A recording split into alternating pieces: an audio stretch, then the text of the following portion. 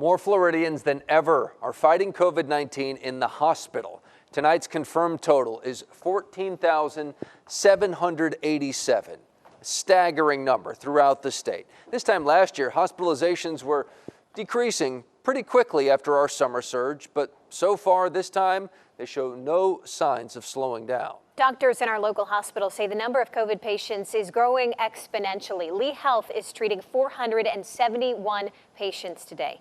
It's most ever throughout the pandemic. 14 of those patients are kids, 4 of which are in the ICU. A year ago, there were very few pediatric cases, but doctors say Delta is different in that it spreads faster, its impact is stronger, and it's affecting younger people. This surge right now is worse than we've ever seen. It's taxing our system. It's taxing our healthcare workers. 1 out of 4 hospital beds in the state of Florida have a COVID patient in them.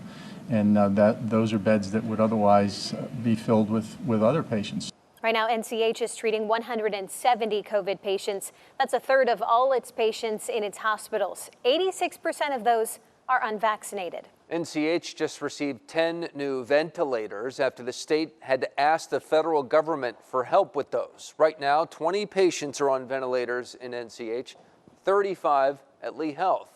We know being unvaccinated makes you more likely to get COVID and especially wind up in the hospital with the virus. Right now, all of the COVID patients in Lee Health and NCH's intensive care units are unvaccinated.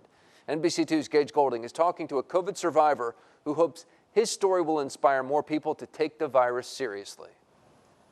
You do not want to be in the hospital with COVID. You just don't. John Lober knows firsthand. Last June, he was in the hospital fighting COVID. It was a dire situation. With his blood oxygen levels dropping, being put on a ventilator seemed inevitable. If my level dropped below 80, then I would probably be transferred into intensive care and put on a ventilator. John was lucky, though. His oxygen levels bottomed out at 81%. That is the most scariest thing in the world. The machine is right off to your right, and you're constantly staring at it. More and more COVID patients require ventilators. Our hospitals say they have enough. NCH says they have 158 ventilators, including the 10 they just received from the state. Lee Health told us in late July they have 231 ventilators available. While they are available in our area, you should hope you never need one. And I'm going to go in with my scope.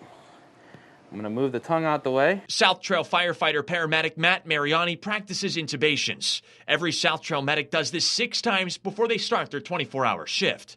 Why? Because it's a serious procedure. Last-ditch effort, this is what we go to. In order to be put on a vent, you need to be intubated, meaning this long tube gets put 24 centimeters down your throat. That's so far, they have to use a camera to help. This allows me to pull up the airway to see the vocal cords here. Once the tube is in place, air can be pumped by hand or a ventilator. While our hospitals still have these vents available, being on a ventilator in a hospital with COVID is not a place that you want to be.